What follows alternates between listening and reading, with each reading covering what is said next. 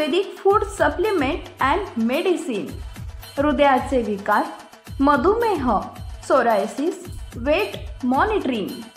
आमचा पत्ता सनेज आयुर्वेदिक हनुमान मंदिर शेजारी नेहरू नगर, विजापूर रोड, सोलापूर।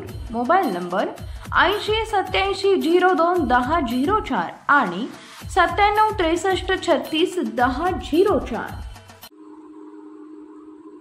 वडेट्टीवारांचे विधान आणि काँग्रेसचा संबंध नाही, ते त्यांचे वैयक्तिक वक्तव्य। नाना पटोले। आज काँग्रेसमध्ये कोण येणार कोण नाही येणार याहीपेक्षा काँग्रेस पक्षाने जी गॅरंटी दिली आणि जनतेला जो विश्वास राहुल गांधींवर दाखवला तो लोकांच्या मनात रुजवणं आणि लोकांना पूर्ण करून ते हे काँग्रेसचे ध्येय। त्यामुळे येणाऱ्या जाणाऱ्यांच्या चर्चेत रस नाही। आम्ही सुरुवातीपासून सांगितले, वडेट्टीवारांचे विधान आणि काँग्रेसचा संबंध नाही, ते त्यांचे वैयक्तिक वक्तव्य। त्यांना नरेंद्र मोदींना जनतेचे कमी आणि पाकिस्तानचा प्रश्न जास्त असा त्यांचा स्वभाव असल्याने ते कोणताही मुद्दा वाढवते। साम पित्रोदा काँग्रेस पक्षाचा पदाधिकारी नाही आणि त्यांचा आमचा संबंध नाही, सर्व भारतीय आमचे। राहुल गांधी प्रत्येक भाषणातून अदानी अंबानीवर टीका करतात। 10 वर्षांनी मोदी मन की बात करत बसले, त्यामुळे त्यांच्या पायाखालची वाळू सरकली। त्यामुळे ते गांधी, सोनिया गांधी आणि पाकिस्तान याबद्दल बोलतात, जनतेच्या प्रश्नावर बोलत नाही। तुम्हाला 4 जून नंतर खुर्चीवरून उतरायचं आहे, आज तरी जनतेच्या प्रश्नावर बोला। महागाईवरून जखमेवर मीठ चोळण्याचा प्रयत्न मोदी करतात। महाराष्ट्रात 5 टप्प्यात निवडणुका घेता, तुम्ही नक्षलवाद संपवला, दहशतवाद संपवला, मग तुम्हाला कोणाची भीती? महाविकास आघाडी राज्यातल्या संपूर्ण जागा जिंकतील आणि भाजप शून्य राहील। महाराष्ट्रातून भाजपा देखील संपणार, त्यामुळे फडणवीस तुमचं भाजपा देखील काँग्रेसमध्ये सामील व्हा। विलिनीकरणाच्या चर्चेवरून भाजपला टोला। मोदींची परिस्थिती रशियासारखी, अजित पवार तानाशाही व्यवस्थेसोबत असल्याने ते आणि त्यांचे कार्यकर्ते तसेच वागतात। मोदींचे गुणही अजित पवारांमध्ये आले आहेत। 2013 मध्ये काही आमदारांना घेऊन काँग्रेसमध्ये प्रवेश करणार होते, काय या दाव्याबद्दल सांगणार तुम्ही? बघा, मूळ मुद्दा असा आहे की आज काँग्रेसला कोण येणार होतं कोण नाही यावर्षी चर्चा करण्यापेक्षा काँग्रेस पक्षाने जी गॅरंटी या देशाच्या लोकांना दिली आणि जनतेचा विश्वास राहुल गांधीच्या नेतृत्वावर देशाच्या लोकांनी दाखवलेला आहे, ती गॅरंटी लोकांच्या मनात रुजवणं आणि लोकांना ते पूर्ण करून देणं हे आमचं काँग्रेसचं दायित्व आहे। त्यामुळे हे येणार आहे, ते जाणार आहे, ते येणार होते यावरच्या चर्चेमध्ये आम्हाला कुठलाही रस नाही, त्यामुळे आम्ही त्याच्यावरची प्रतिक्रिया पण देत नाही। वक्तव्य केलेले वडेट्टीवारांच्या मुद्द्यांवरनं कसबच्या मुद्द्यांवरनं वडेट्टीवारांवर टीका केलेली आहे, काँग्रेसवर टीका केलेली आहे।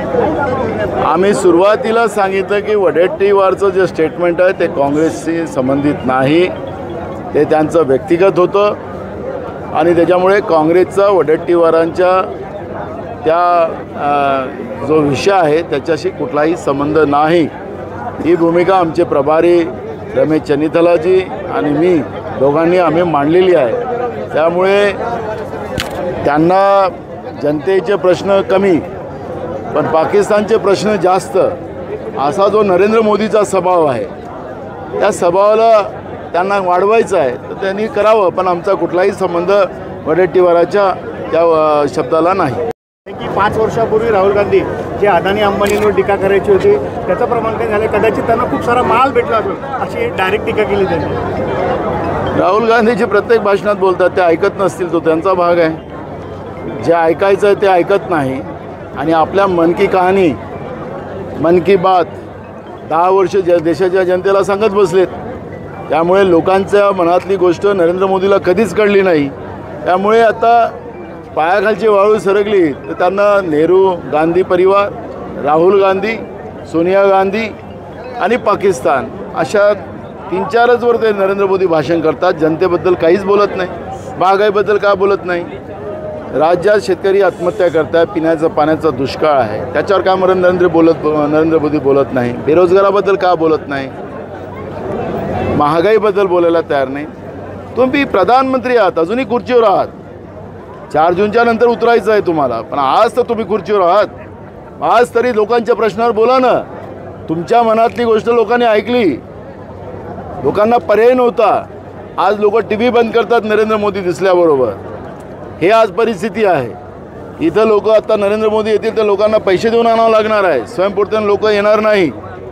त्याच्यामुळे नरेंद्र मोदींनी जनतेच्या हितासाठी काय केलं 10 वर्षात ते म्हणालेत एका टी व्ही इंटरव्ह्यूला की मी 10 वर्षात देशामध्ये महागाई थांबवण्यामध्ये मला यश प्राप्त झालं. म्हणजे जखमेवर मीठ चोळण्याचं पाप करताय. 10 वर्षात तुम्ही 10 पटीनं महागाई वाढवली आणि रुपया खाली घसरवला. कुठं गेला 56 इंचीचा सीना, ते तुम्ही लोकांना सांगितलं पाहिजे. पण नरेंद्र मोदी त्याच्यावर बोलतच नाही. आणि म्हणून त्यांनी पाकिस्तान आणि चीनच्या गोष्टी करण्यापेक्षा देशातल्या जनतेसाठी तुम्ही 10 वर्षात काय केलं, GST सारखा कायदा आणून सर्वसामान्याला लुटून कसं अदानीची घरं भरलीत हे तुम्ही सांगा ना. शरद पवार यांनी अलीकडचे पूर्वेकडचे जे लोक आहेत ते चीनसारखे आहेत आणि उत्तरेकडचे जे लोक आहेत ते आफ्रिकेसारखे आहेत. श्याम पित्रोदा यांनी एक वक्तव्य केलेलं आहे. बघा, श्याम पित्रोदा काँग्रेस पक्षाचा कुठला पदाधिकारी नाही आणि त्यांचा काँग्रेस पक्षाशी कुठलाही संबंध नाही. भारतातली आमची सगळी लोक भारतीय आहेत आणि ते भारतीय राहणार. आणि इंदिरा गांधींनी चीनकडूनही सुद्धा एक राज्य हिसकावून घेतलं होतं. त्यामुळे आपल्याला सगळ्यांना माहिती आहे की आमच्याकडे विविध जाती, विविध धर्म, विविध भाषा आणि विविध प्रांत असतानासुद्धा भारत देश एक आहे हेच आम्हा भारतीयांना माहिती आहे. त्यामुळे श्याम पित्रोदाच्या वाक्याशी काँग्रेसचा कुठलाही संबंध नाही. राहुल गांधीजींनी पुण्याला आले त्यावेळेस मला सांगितलं देशामध्ये या पद्धतीची एक मुवमेंट चालू झाली की ज्या पद्धतीने भाजपने त्या लोकांचंही जगणं मुश्किल केलं आणि म्हणून अनेक देशातल्या पक्षांनी राहुल गांधीजींना विनंती केलेली आहे जे शरद पवार बोलले. औरंगाबाद याची सरकारला एक दिलासा 20 तारखेला निवडणुका संपतील परंतु 4 जूनला मतमोजणी होणार. इतका हा जो कालावधीत हा का घेतला जातोय नेमका? मोदी की मन की बात है. आता मोदी है तो मुमकिन है. त्यामुळे लोकशाहीच्या या पद्धतीनं 2 नाही तर 3 टप्प्यामध्ये आपल्या देशात आतापर्यंत लोकसभेच्या निवडणुका व्हायच्या. पण आता ज्या पद्धतीनं महाराष्ट्रासारख्या या राज्यामध्ये कायदा सुव्यवस्था चांगला असं आम्हाला वाटत नाही की काय की कारण की राज्यातही सत्ता त्यांची आहे, केंद्रातही सत्ता त्यांची आहे. मग हे सगळं असताना महाराष्ट्रामध्ये 5 टप्प्यात निवडणुका घेण्याचं कारण काय होतं?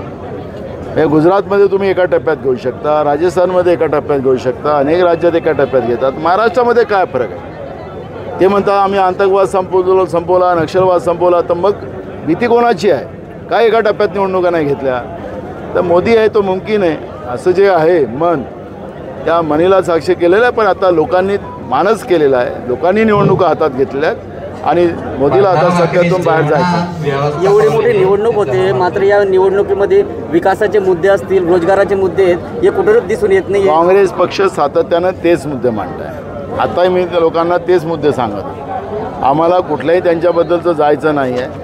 आमचे मुद्दे जनतेच्या हिताचे आहेत, शेतकऱ्यांच्या त्याच्या आहेत. आमचा मॅनिफेस्टो, आमची जी गॅरंटी आहे ती शेतकऱ्यांच्या, गरिबांसाठी आणि शेतमजुरांसाठी आणि तरुणांसाठी, महिलांसाठी आहे. त्यामुळे काँग्रेस पक्ष जनतेचे प्रश्न घेऊन लढणारा पक्ष आहे. आजही तीच भूमिका जनतेमध्ये आम्ही प्रचाराच्या माध्यमातून मांडतो आहे. सर्व जागांवरती काँग्रेस विजयी होईल. आता एकंदरीत 3 टप्प्याची निवडणूक झालेली, काय बघतात, कसं चित्र येईल आणि किती विजय बघता महाविकास आघाडी संपूर्ण जागा जिंकेल आणि भाजप महायुती हे आता शून्याच्या ह्याच्यात आहे. येणाऱ्या काही दिवसांमध्ये शरद पवारच काँग्रेसमध्ये विलीन होतील फडणवीसांनी दावा केलेला आहे. आता भाजप त्यावेळेस कुठं राहणार आहे? महाराष्ट्रातून तर भाजप संपणार आहे हे फडणवीसालाही सांगा. तर तुम्ही पण या. स्थानिक पातळीवर शिवसेना आणि राष्ट्रवादीचे कार्यकर्ते नाराज दिसून येते. स्थानिक पातळीवर शिवसेना आणि राष्ट्रवादीचे कार्यकर्ते नाराज दिसून येते. कुठेतरी शिवसेनेच्या कार्यकर्त्यांना डावललं जातं असा आरोप केला जातो. कोणी सांगितलं? शिवसेनेच्या कार्यकर्त्यांना. मला दाखवा ना. काल उद्धव ठाकरेंनी समजूत घेऊन त्यांची समजूत काढलेली आहे. इथपर्यंत वेळ काय आहे?